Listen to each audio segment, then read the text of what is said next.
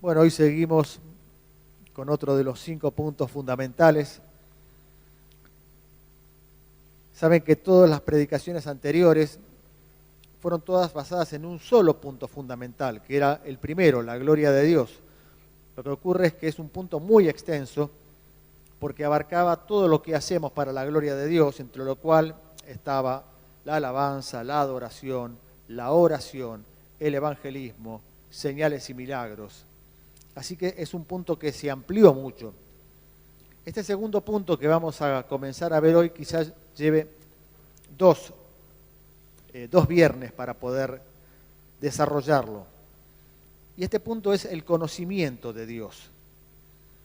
Ya cuando uno lee el conocimiento de Dios, siente que le queda grande esto, ¿no?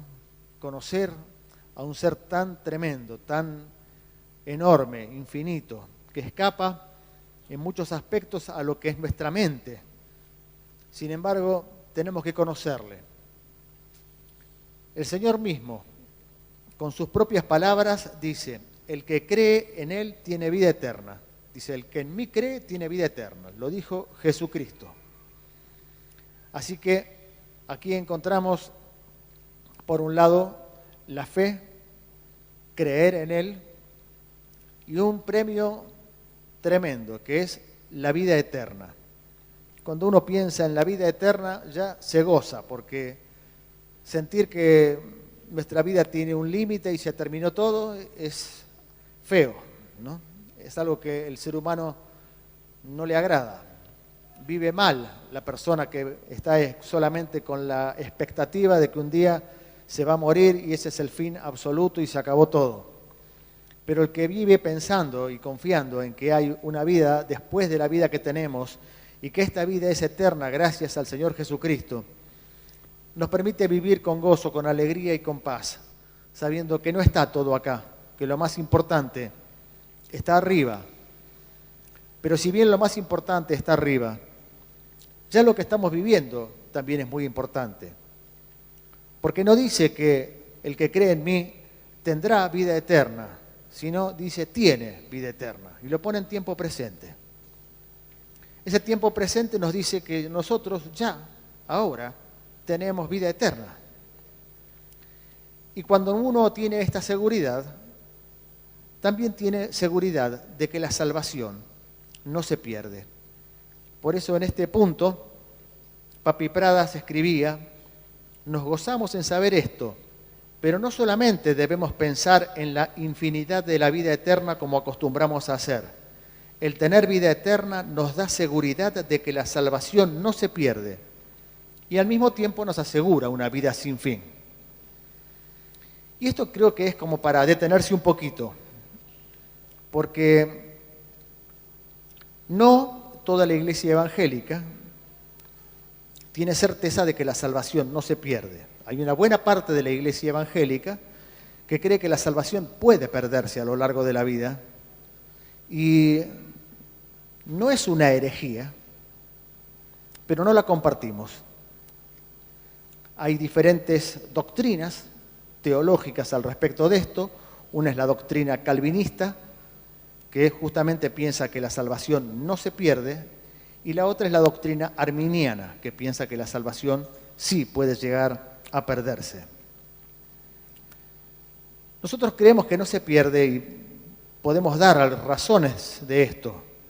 Hay abundancia de versículos bíblicos y creo que en general el espíritu de la Escritura nos plantea todo esto.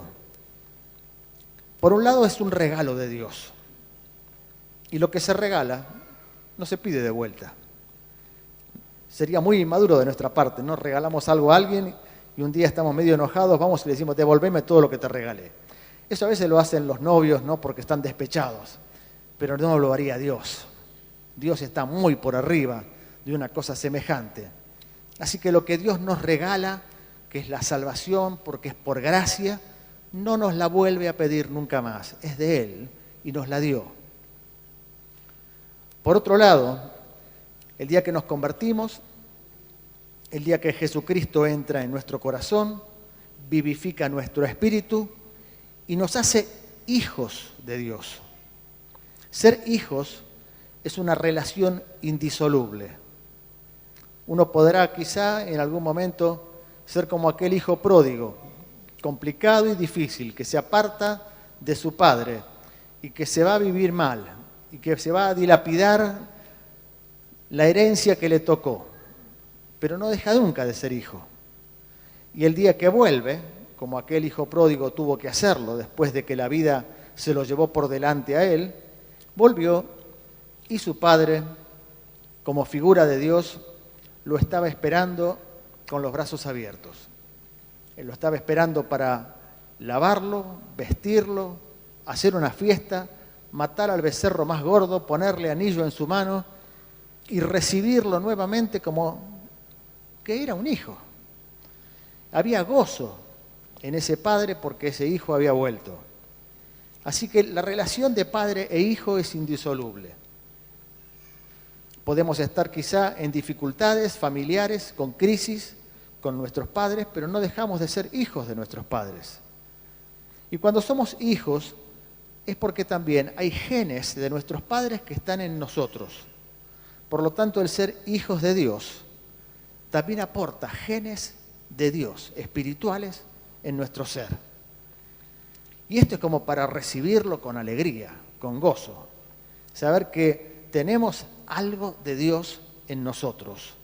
Algo que Dios lo ha puesto por su misericordia, por su amor, por su bondad.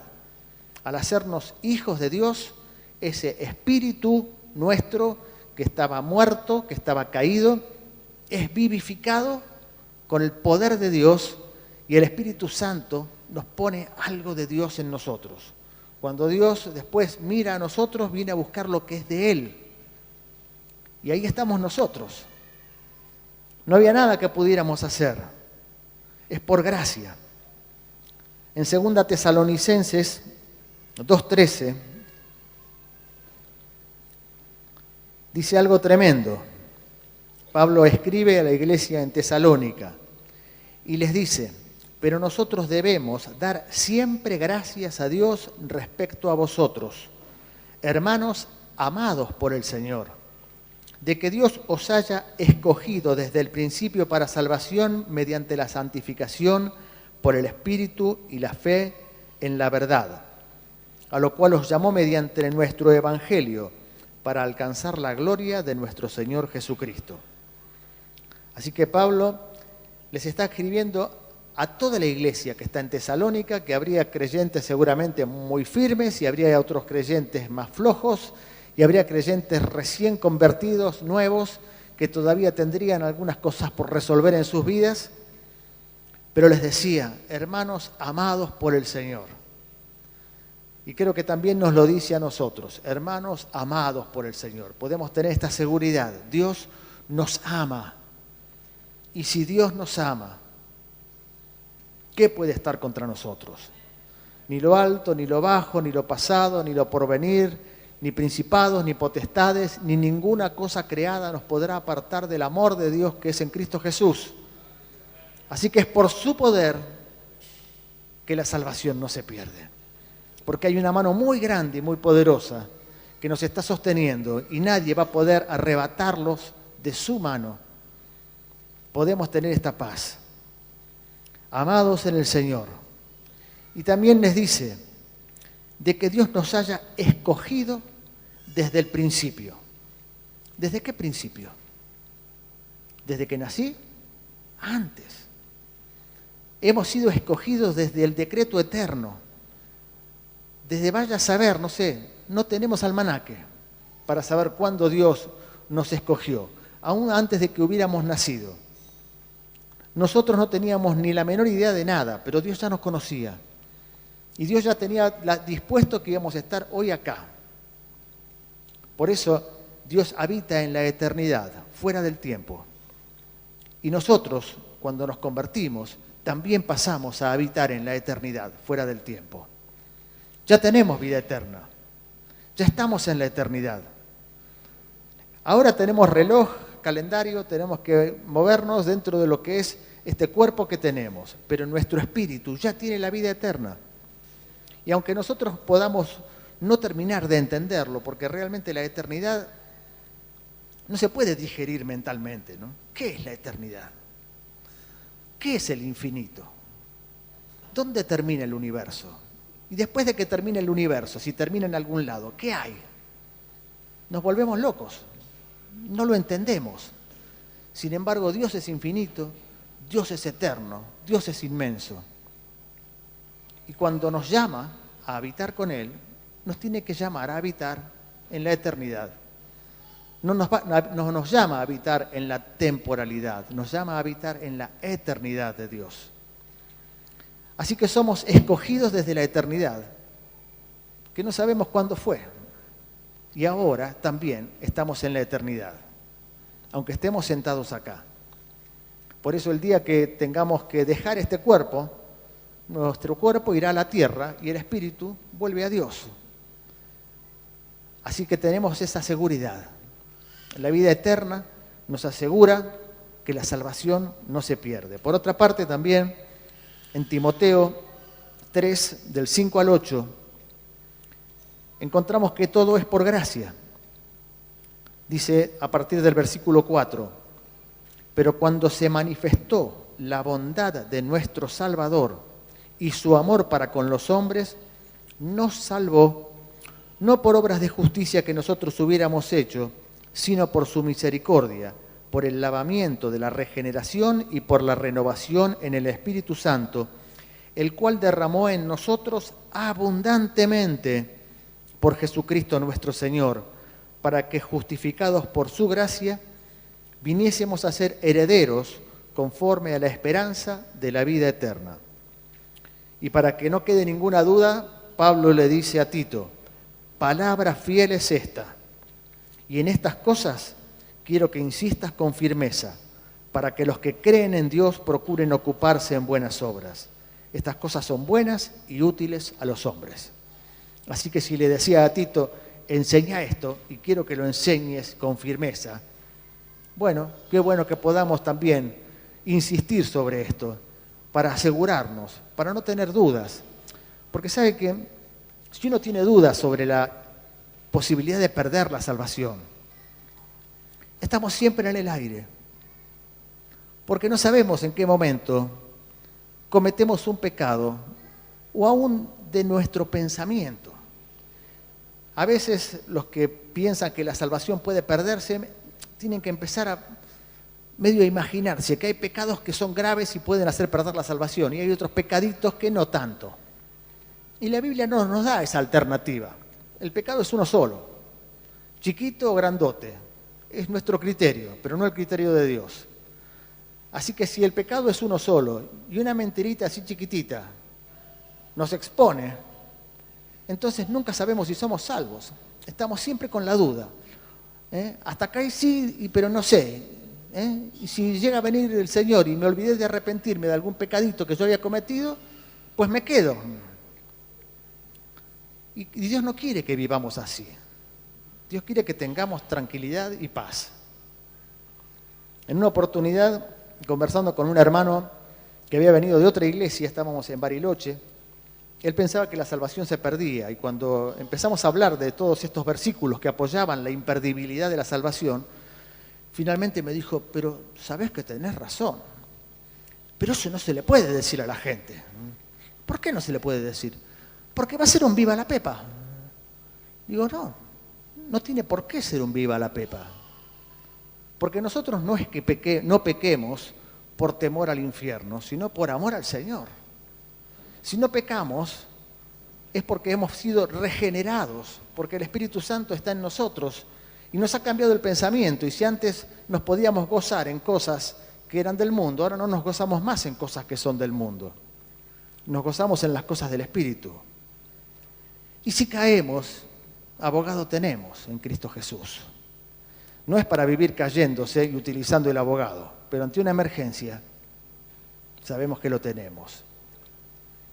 Así que yo le dije a este hermano, vos fijate, yo te desafío a que vos veas si hay más pecado en nuestra iglesia que cree que la salvación no se pierde que en otra iglesia que cree que sí se pierde. Me dijo, no, la verdad que no.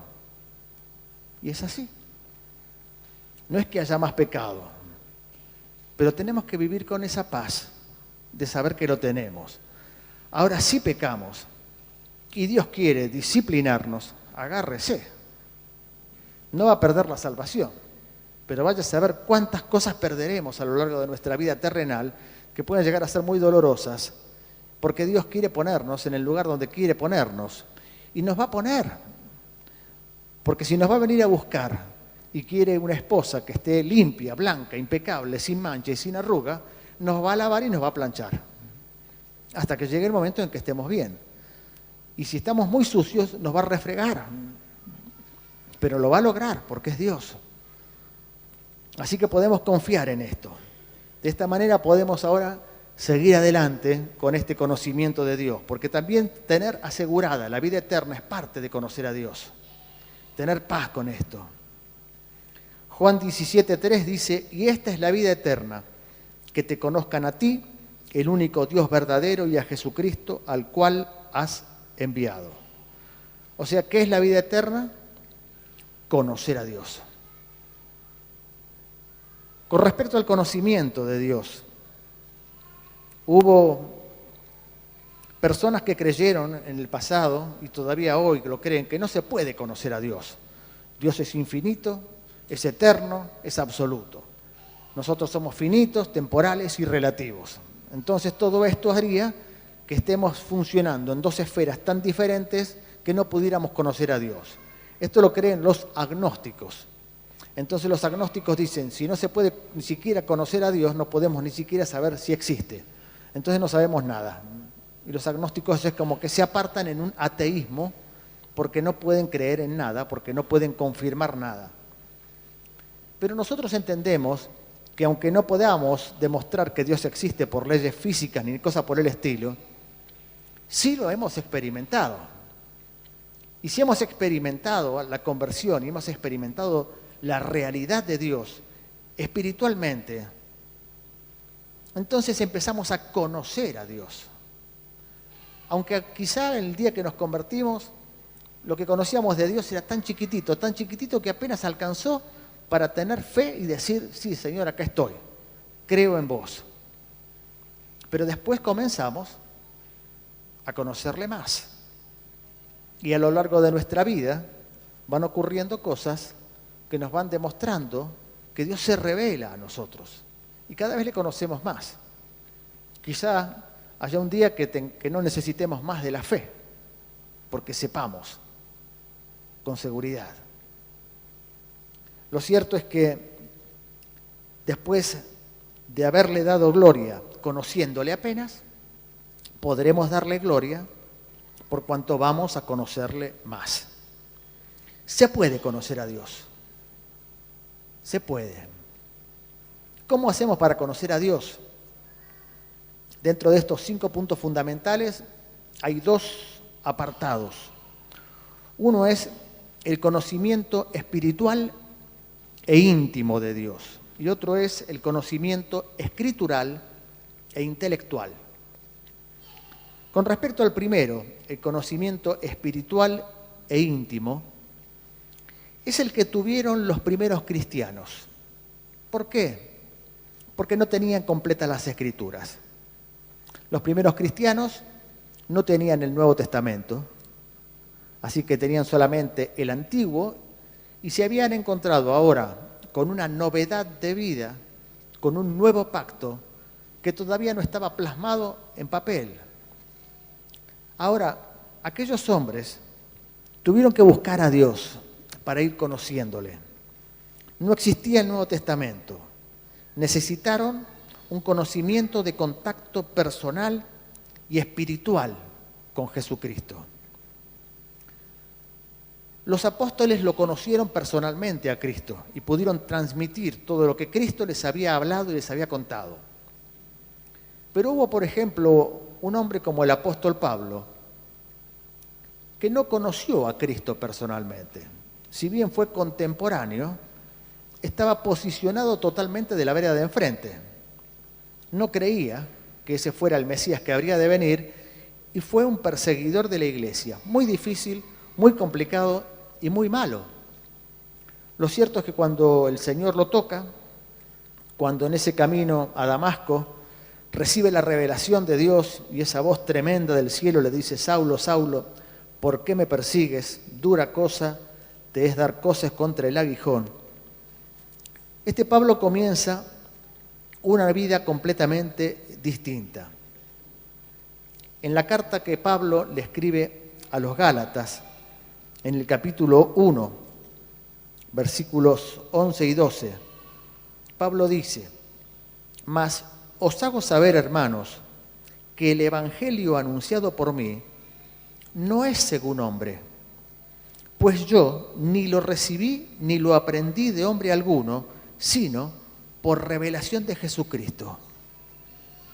Así que Pablo, cuando se le predicó el evangelio, después de haber quedado ciego, y aquel Ananías le ministró, le puso manos y le cayeron escamas de los ojos, y el Saulo sí se entregó al Señor, era todo lo que sabía, no sabía mucho más.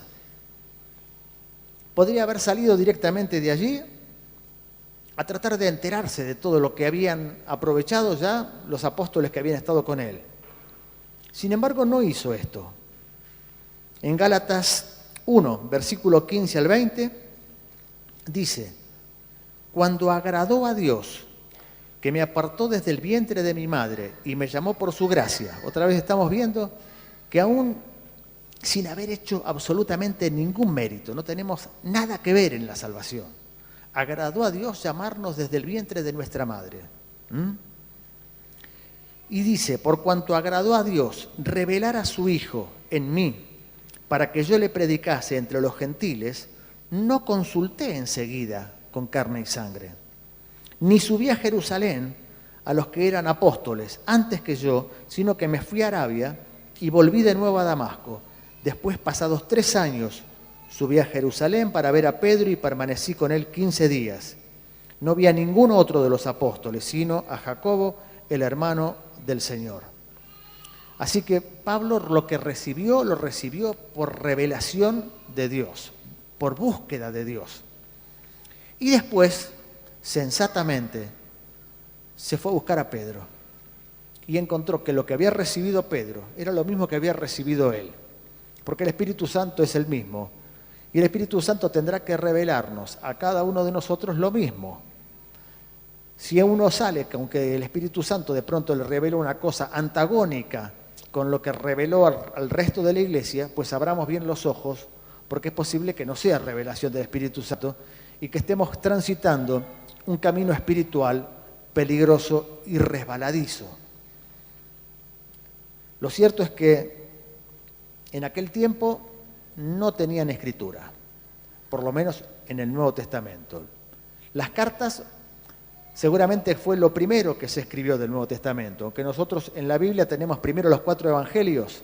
Bueno, lo que primero circuló entre la gente fueron las cartas y después se plasmaron los evangelios en el papel cuando los apóstoles vieron que el Señor no venía tan rápido como ellos esperaban. Ellos creían que el Señor volvía enseguida y no era tan rápido.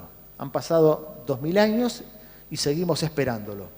Pero eso no es para desalentarse, sino al contrario, para alentarnos de que está muchísimo más cerca de lo que estaba en los tiempos de los apóstoles. Está cerca y creo que también podemos percibirlo esto. Es parte también de la revelación de Dios. Dios nos está revelando que los tiempos están próximos. Así que Pablo comenzó a escribir cartas y a plantear toda la doctrina que tenemos en la Escritura. Esto tan precioso se convirtió en algún momento también en el tiempos del Antiguo Testamento, en tiempos de la iglesia primitiva, en algo perjudicial. Hubo desviaciones. No todos recibieron lo mismo, sino que algunos se desviaron y estos fueron los gnósticos. Antes habíamos hablado de los agnósticos, que decían que no se podía conocer a Dios. Estos son los gnósticos, que querían llegar a Dios a través de un conocimiento, pero no por la revelación de Dios. Un conocimiento vaya a saber de dónde. El asunto es que desembolcó en falsas doctrinas, hubo una gran desavenencia entre ellos y la iglesia, Y en 2 Tesalonicenses 2:15 Pablo escribe: así que, hermanos, estad firmes y retened la doctrina que habéis recibido, sea por palabra o por carta nuestra. Había que retenerla, esa doctrina, porque era lo fundamental. No se podían dejar llevar por lo que estaban pensando otros que no estaban siendo inspirados por el Espíritu Santo.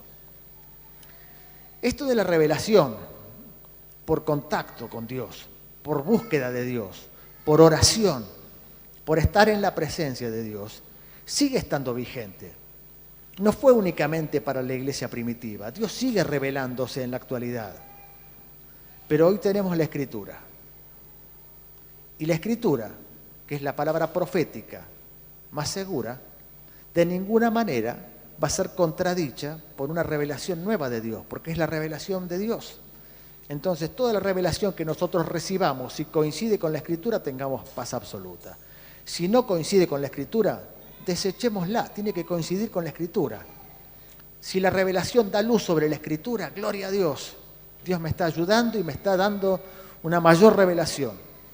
Pero si no está a la luz de la Biblia, hermanos, ojo, estamos en un terreno complicado y difícil. Debemos procurar conocer a Dios espiritual e íntimamente, por el camino de la oración, por el camino de la búsqueda, pero ojo, no caer en una zona espiritual errónea. Recién decíamos que ahora sí tenemos la Escritura. Entonces podemos entrar también en lo que es el conocimiento escritural e intelectual. Dios nos ha dado inteligencia y capacidad para que podamos leer, para que podamos entender. Y nos ha dado también una mente que está siendo renovada. Nuestra mente va siendo renovada y vamos pudiendo entender cosas espirituales que a lo mejor en algún momento no las entendimos. Por eso es que cada vez que leemos la Biblia encontramos algo nuevo y la podemos leer 1000 veces y siempre vamos a encontrar algo que nunca habíamos visto y que nos sorprende, porque nuestra mente va tomando cada vez mayor capacidad para poder entender cosas espirituales que a lo mejor cuando estábamos recién convertidos no las podíamos entender.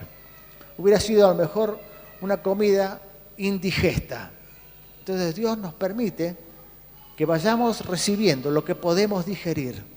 Y a través de los años seguramente iremos digiriendo cada vez más y cada vez más hasta tener mayor conocimiento y mayor entendimiento. Estamos mejor que la iglesia primitiva, estamos mejor que los antiguos. Tenemos la Escritura. En 2 Pedro, capítulo 1, versículos 18 al 19, dice: y nosotros oímos esta voz enviada del cielo. Pedro estaba hablando cuando estuvo con Jesucristo en el monte de la Transfiguración. Y había escuchado aquella voz que decía: este es mi Hijo amado, a él oíd. Pedro eso lo tenía como la revelación más tremenda que había experimentado en su vida. Había estado con Jesucristo, había descendido sobre el monte la gloria de Dios con una luz brillante, esa Shekinah, y había escuchado una voz que había venido del Padre, que decía: este es mi Hijo amado, a él oíd. Pedro, ¿se acuerdan que había quedado como loco con esto? Y dijo: hagamos 3 enramadas, una para Moisés, otra para Elías, otra para Cristo, y nos quedamos todos a vivir acá arriba. Pero no entendía que tenían que bajar. Lo cierto es que en su segunda carta Pedro está recordando aquella experiencia tremenda que había tenido en el monte de la Transfiguración, aquella revelación de la gloria de Dios. Y dijo: nosotros oímos esta voz enviada del cielo cuando estábamos con él en el Monte Santo. Y continúa diciendo: tenemos también la palabra profética más segura. Tenemos la palabra profética más segura, a la cual hacéis bien en estar atentos como a una antorcha que alumbra en lugar oscuro hasta que el día esclarezca y el lucero de la mañana salga en vuestros corazones. Así que qué bendición. La Biblia es la revelación de Dios para que podamos ir conociéndole más y más en cada momento de nuestra existencia. Desconocer la Escritura nos impide conocer bien a Dios. Así que, hermanos, no se canse de leer la Biblia. Si no entiende algo, no se desanime. Ya lo va a entender. Ore y ya lo va a entender en el futuro. Y si hay cosas que quizá no podamos llegar a entenderlas a lo largo de toda nuestra vida sobre la tierra, ya las entenderemos cuando nos hayamos deshecho de esta mente terrenal, de este cuerpo carnal, y estemos con el Señor liberados en el Espíritu, porque los cielos y la tierra pasarán, pero la palabra no pasará. Así que tendremos la palabra también con nosotros ad eternum. Seguramente que vamos a tener tiempo de comprenderla y de analizarla y de estudiarla. Pero hagámoslo desde ahora, para que nuestro paso sobre esta tierra también pueda ser bueno.